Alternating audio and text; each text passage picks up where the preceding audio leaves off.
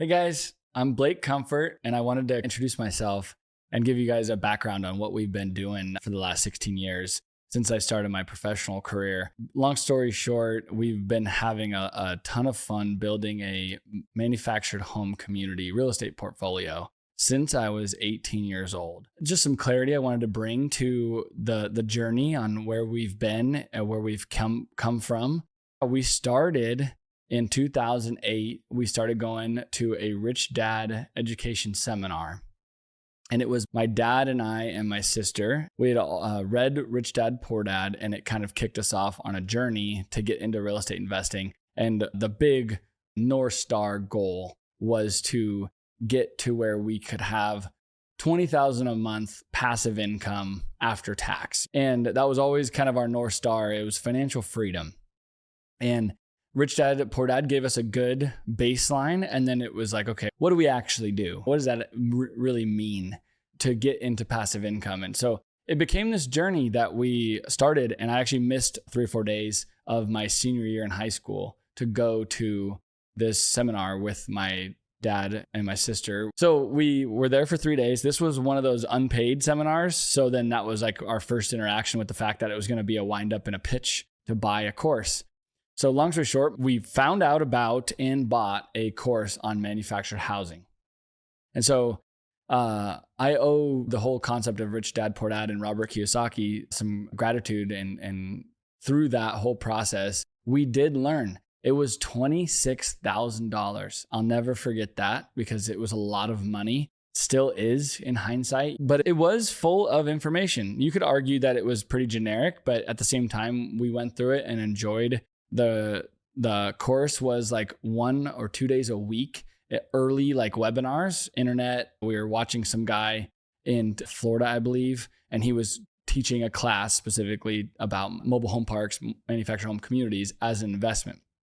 So that was like our baseline foundational knowledge. So there's a lot of speculation out there that we had a lot of money. We borrowed $26,000, the entire amount, from my grandma, my dad's mom.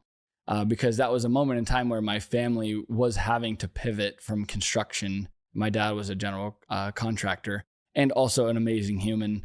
We really enjoyed working together, and unfortunately we lost him, and he passed away a few years ago now in 2022. But we were really close and had a great go at it. We learned and grew together as a family, and it was really a special time. I wouldn't change it. I regret nothing about how it came together. I honestly wouldn't do it differently because we learned so much that we needed to fail in certain ways in order to truly learn. So we started at, call it a negative 26,000, probably worse than that because dad had some credit card debt at the time. And I was just eager to learn and eager not to go to college. And I didn't want to spend any money on college. I really was against it. Don't ask me exactly why. I wasn't a school kid. I wasn't destined for college. Even at probably 12, 13 years old, if you were to ask me, I would have told you, no, I'm not going to go. From there, we bought the course. We started understanding what manufactured housing communities and the operation of mobile home parks, trailer parks. I mean, the early ones we were looking at, I would call them in a classification, a 1 to 2 star trailer park. It was just 1950s and 60s era trailers that were in these communities. So we started studying the market. And I mean hundreds, if not thousands of mobile home parks. We would look at, underwrite. I would call the brokers. I got my real estate license, sold a few like residential condos and stuff just to make a couple bucks, understand some contracts and some legal along the way. There's some really good training. So I hung my license with Prudential in the day. And my dad was pursuing construction development jobs while we were basically as a family doing a side hustle. So we went through this and finally landed a couple deals in escrow. And the first deals we actually got in escrow were in Somerset, Pennsylvania. I'll never forget. We flew out there. It was colder than heck that time of year. And we walked the mobile home parks with the seller trying to sell the deal to us. Luckily, it wasn't no strings attached escrow. It was a 30-day due diligence. So we were out there. We had a deposit that we funded from a credit card. I think the purchase price of these was like $800,000, and they were willing to take a $10,000 earnest money deposit. And it was refundable if we pulled out in escrow. And so we go out there, we froze our butts in Pennsylvania. We learned that there's a lot of private sewer and water systems in that neck of the woods. We learned that there's a lot of utility risk in mobile home parks specifically. So long story short, we had a few red flags on that deal and we pulled out. Second deal we tied up after, I'd say, a lot more intensive digging on which deals to pursue. We tied up another deal in North Denver. And we decided that we'd focus kind of on the western region of the country because the utilities were more in line with what we understood. So we tied that up, seller carry concept, and it was $600,000 for a 28 unit deal. Long story short, we bought it, and the seller carried, I think it was 75%. So we had to put 25% down, which was like 150 grand, 200-ish. And that ties. So we were trying to raise a couple $100,000 in equity. So we just started calling people with a very simple looking PowerPoint / PDF that I had created. It was something in hindsight, it was super dog ugly. It looked like somebody in high school put it together. And I was at this point 19 probably. So I'd graduated high school and I'm first year out. We raised the money. 8 people, different check sizes, $25,000, $100,000 investors to get to roughly $250,000. Maybe I think we had ended up raising an additional 50 to get to 300 just because we had to rebuild the well. It was on a well and it was on city sewer. And so that was essentially my college. I mean, that one good portion of it, call it my first semester or two. A lot of trees, broken sewer because of the tree roots. It was an old clay sewer main. The well didn't produce a lot of water, so you had to have storage, but the storage was old and it didn't have a lot of storage. And in Denver in the winter, everyone leaves their water running to keep the water lines from freezing versus using like a heat tape or a heat blanket. Anyways, we closed and had so much fun in the pursuit of the first deal we closed. And it was now in hindsight, some of the funnest and most adrenaline rushed filled days in the deal making side of our career because we were so ignorant to so much. So we went from that first deal, $20,000 of additional credit card debt, did our first deal, made very little money, basically management fee of a few $100s a month because the rents were $400 when we first got it times 28 units. Our main goal was to buy at least one community a year. So we started buying another community. We bought it, the second one outside of Durango, Colorado, which was a cool little ski town. In that moment, when we go to tie up and put that community in escrow, my father goes completely blind.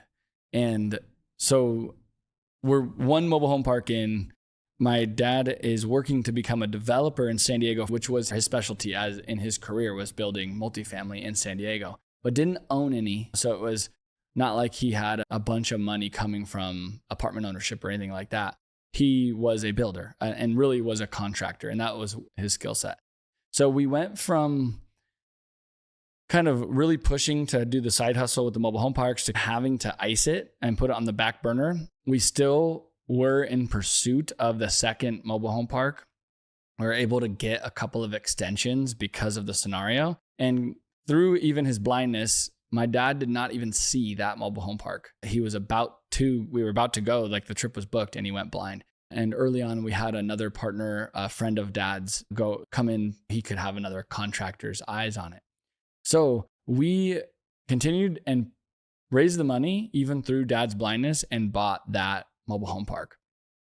Some of the most challenging times was him going blind for all of those other reasons too, just emotional and challenging family dynamics. But also he had been awarded and realized basically a new job as a developer, as a consultant, a third party, to build a 278 unit apartment in Chula Vista. So we kind of had two meaningful deals on the table, a huge development contract. It was a $50 million, I think mid-50s, $50 million multifamily development, ground up. That was like bank-owned land at the time. So we had that kind of click through and this Durango mobile home park that we were in pursuit of. And we ended up being able to negotiate our way and proceed through both. And that's the kind of thing that you can't, no matter what, like you can't take away those days of challenging moments. Those were the times that we really earned our stripes. And I call it the time of my time in the fire. So I then became my dad's guide dog, literally. I was basically a dog for dad, pulling him around as a blind man. And I'd say I was like early version of AI. I was his email assistant. I read every single thing to him, whether that's an email versus the plans for the construction of that 278 unit. So that was not something that was planned. I didn't intend to do that, but it was now some of the most amazing experience that I had was I got a seat at the table on $50 million construction process development. And we ended up building it for the next 3 years and we came out of the ground. So that was one of the best deals that the sponsor and still to this day, a mentor, a friend of ours in the apartment multifamily space, we just were the developer. They leased it up and it appraised and refinanced at a $95 million valuation. And it was built for 50-ish.